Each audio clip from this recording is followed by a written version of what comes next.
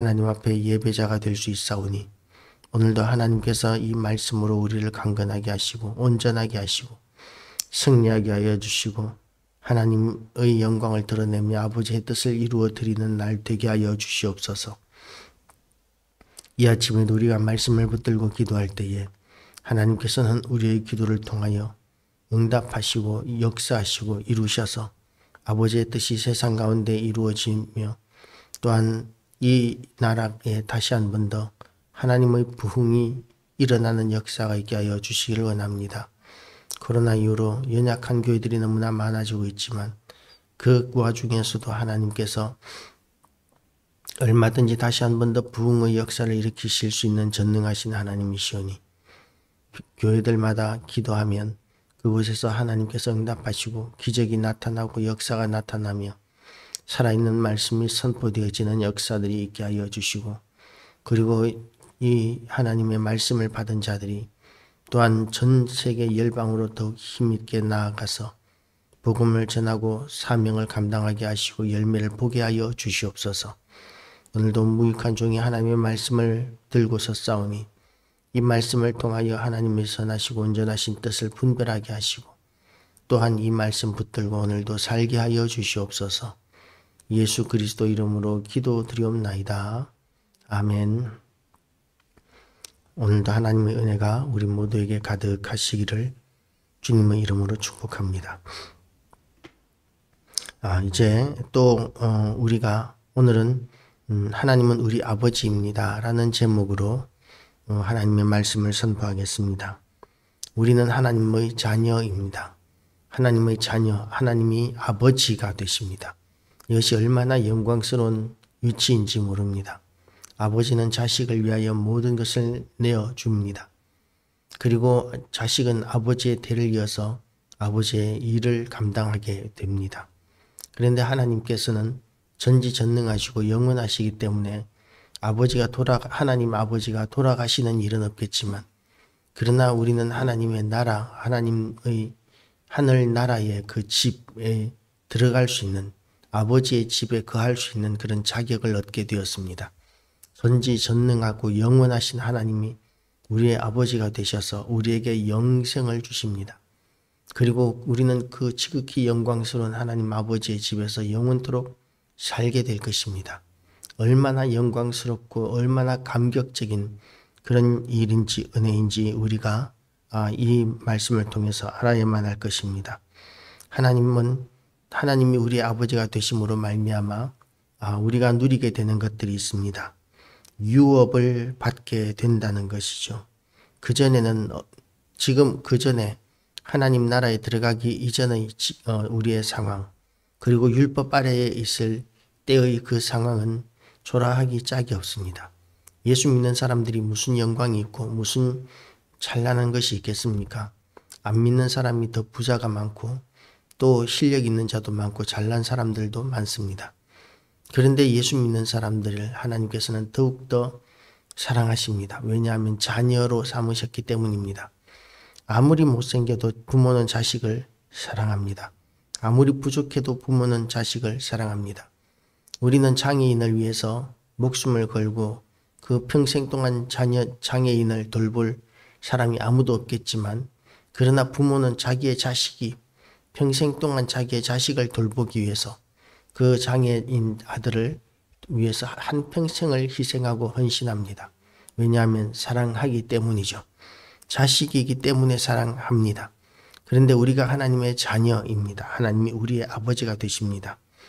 그렇기 때문에 지금 현재의 상황이 우리가 아무리 초라하다 할지라도 하나님께서 사랑하시는 그 너무나 영광스럽고 존귀한 존재라는 인식을 우리는 가져야 합니다.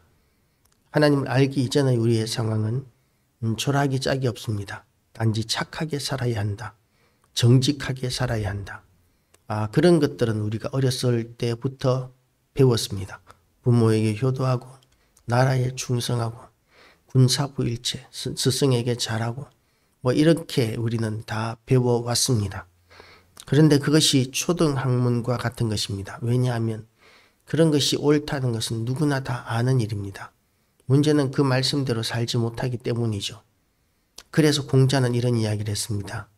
사람이 몸으로 행하는 죄는 없기가 쉬우나 말로 행하는 죄는 없기가 어렵고 말로 행하는 죄는 없기가 쉬우나 마음으로 범하는 죄는 없기가 어렵다. 그런 이야기를 하면서 마음으로 범죄하는 것까지도 죄로 여기게 된다면 그러면 우리는 아무도 그런 온전한 삶, 거룩한 삶을 살 수가 없다는 것을 공자조차도 인정했다는 것이죠. 유교 문화가 지배하던 조선시대, 얼마나 그 조선시대의 신분사회가 철저했습니까? 산업공상이라 그래서 선비가 최고의 지위를 차지하고 그리고 이제 모든 특권을 다 누렸었습니다.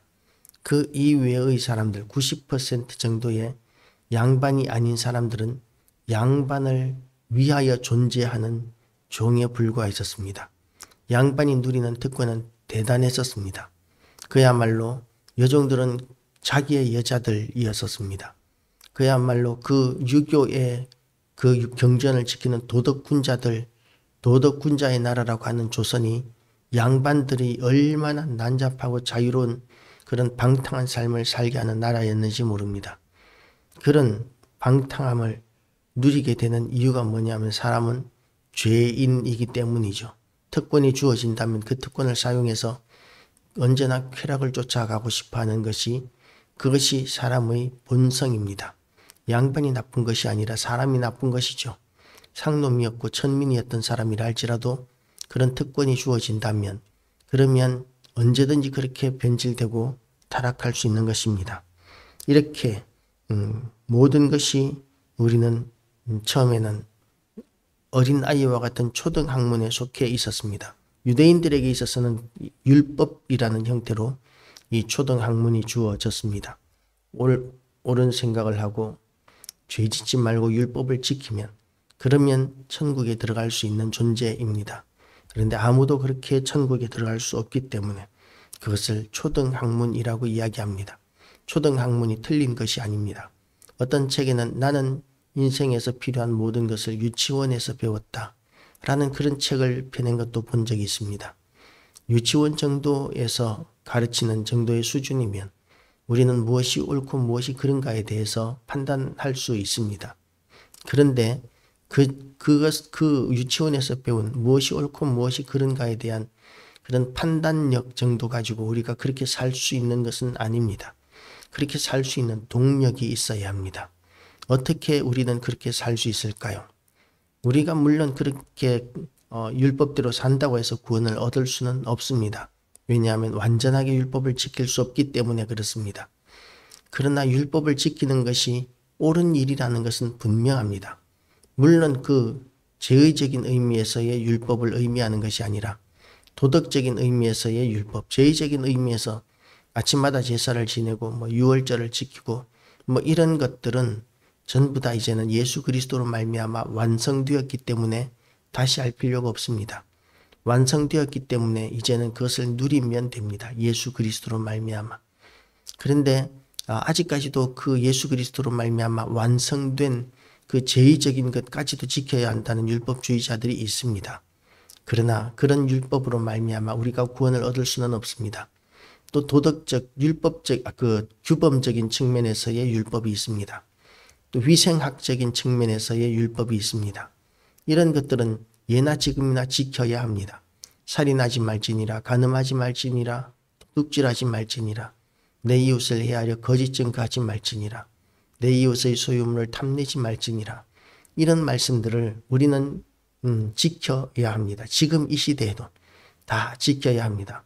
그런 율법들은 우리가 지킬 때에 나라가, 사회가 평안하고 안정되고 우리가 이 세상을 누릴 수 있는 것이죠.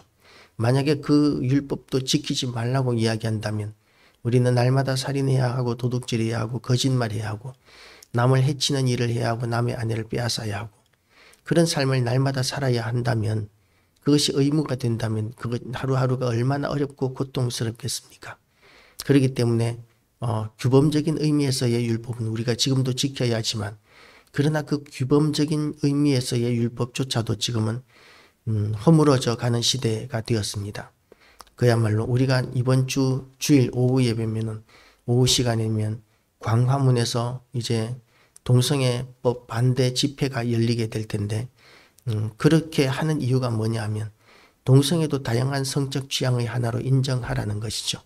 그런데 하나님께서는 그런 동성애자들을 돌로 쳐 죽이라고 말씀하실 정도로 악하게 여기셨습니다. 그런데 그런 하나님께서 가증 여기시고 악하게 여기는 것들이 이제는 허용되어야 한다고 주장하는 시대가 되었습니다. 그리고 이제 텔레비전이나 드라마에서 이제 다중 결혼, 한 남자가 여러 여자와 결혼하고 한 여자가 여러 남자와 결혼하는 이렇게 서로 겹치는 이런 결혼까지도 드라마에서 다루는 시대가 되었습니다. 연애도 마찬가지입니다. 이제는 양다리, 아주 예전에는 가정하고 있을 수 없는 일로 여겼지만 연애를 하면서도 다중연애, 이런 것들이 이제 드라마에 나오고 있습니다. 세상이 점점 더 하나님이 가증 여기시는 방향으로 가고 있는 것이죠. 이것이 규범적인 율법을 깨뜨리고 있는 것이고 그것은 악한 것이고 하나님의 심판을 받게 될 것입니다. 그래서 그런 것들을 반대하기 위하여 우리가 이번 주 주일 오후에 광화문에서 모이게 되는데 우리 교회는 이제 영상으로 이 집회에 참석하게 될 것입니다.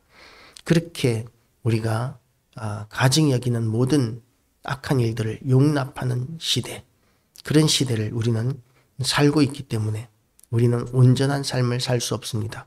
자꾸만 그런 초등학문조차도 지키지 못하는 그런 상황으로 가고 있는 것이죠. 그런데 하나님께서는 우리를 자녀로 아들로 택하셨기 때문에 그래서 이제는 우리에게 하나님 나라를 유업으로 주시고 아들의 명분을 얻게 하셨습니다. 그리고 또한 예수 그리스도를 우리에게 보내셔서 우리를 구원하셨습니다. 우리가 이렇게 하나님의 자녀이기 때문에 하나님께서 우리를 자녀로 삼아 주셨기 때문에 우리는 구원을 받았고 천국에 가게 되었습니다. 그런데 그 사실을 제대로 알지 못하면 또다시 율법으로 돌아갑니다. 율법을 지켜야만 구원을 얻는다. 율법을 지키는 것이 악하다는 것이 아닙니다. 율법을 지키는 것이 이 구원의 조건으로 여겨지게 된다면, 율법을 지켜야 구원을 얻는다고 생각한다면 예수 그리스도 십자가를 아무런 의미가 없는 것으로 만들어 버립니다. 그래서 율법을 우리가 지키는 것이 악한 것은 아니지만 율법을 지킴으로 말미암아 구원을 얻는 것이 아니라 우리가 예수 그리스도로 말미암아 구원을 얻은 자로서 예수님을 믿고 구원을 얻은 그 기쁨과 감격 때문에 하나님을 기쁘시게 해드리기 위해서 하나님이 기뻐하시는 삶을 살아드리는 것이 그것이 율법, 규범적인 율법을 지켜나가는 그런 의미가 되는 것이죠. 그래서 우리는 할례를 행할 필요는 없습니다. 물론 위생적인 측면에서 우리가 할 수는 있지만 그러나 율법적인 의미에서 나는 택한 백성이라는 증거로 그런 것들을 할 필요는 없습니다. 택한 백성이라는 것에 대한 자부심이 대단하다면 차라리 얼굴에다 문신을 하는 것이 낫지 않겠습니까? 그런데 그런 얼굴에다 문신하는 사람은 별로 없는 것 같아요. 우리가 이렇게 하나님의 은혜 가운데서 구원을 얻었고 자녀가 되었고 자녀로서의 특권을 누리게 되었는데 또다시 초등학문으로 돌아가는 이런 율법주의적인 이런 생각이 얼마나 위험한지를 우리는 인식해야만 합니다. 경건주의 운동이 일어났었습니다. 경건주의, 우리는 경건한 삶을 살아야 한다. 영성을 우리는 다시 한 번 더 돌아봐야 한다. 그런 운동이 일어났었습니다. 너무나 좋은 현상이라고 생각합니다. 그런데 그런 너무나 좋은 현상이 자칫 그것을 율법주의적인 것으로 그렇게 이해하고 받아들인다면, 그리고 그런 경건주의를 행하지 않는 모든 사람들은 악한 사람이라고 그렇게 여긴다면, 믿음이 없고 구원을 받지 못하는 사람이라고 여긴다면 그 경건주의 운동은 하지 않는 것이 낫습니다. 우리가 더욱더 하나님을 기쁘시게 해드리기 위해서 행하는 모든 일들은 좋은 일입니다. 그러나 하나님을 기쁘시게 해드리기 위해서 행하는 그 일들로 말미암아 다른 하나님의 자녀들을 차별한다든지 미워한다든지 무시한다든지 이런 것은 악한 일이 되는 것이죠. 그래서 우리가 하나님을 기쁘시게 해드리는 거룩한 하나님께서 구원하신 그 기쁨과 은혜를 아는 감격 가운데서 오늘도 하나님을 기쁘시게 해드리는 사명을 감당하는 삶, 또한 거룩한 삶을 살아드리는 우리 모든 교회와 성도들 되시기를 주님의 이름으로 축복합니다. 기도하시겠습니다. 하나님 아버지, 오늘도 우리에게 은혜의 말씀 허락하여 주심을 감사드립니다. 우리는 자격이 없지만 하나님께서는 우리를 자녀로 삼아주시고 우리를 구원하셨사오니 하나님 아버지, 오늘도 우리에게 우리가 하나님의 백성으로서의 그런 삶을 살기에 부족함이 없게 하여 주시고 오늘도 우리의 모든 싸워야 하는 싸움에서 승리하며 이루어야 하는 일들을 이루게 하여 주시고 우리 때문에 구원 얻고 생명 얻는 사람들이 오늘도 생겨나게 하여 주시고 믿는 자의 숫자가 날마다 더하여지게 하여 주시옵소서. 우리를 구원하시고 인도하시는 하나님을 찬양하오며 예수 그리스도 이름으로 기도드리옵나이다. 아멘.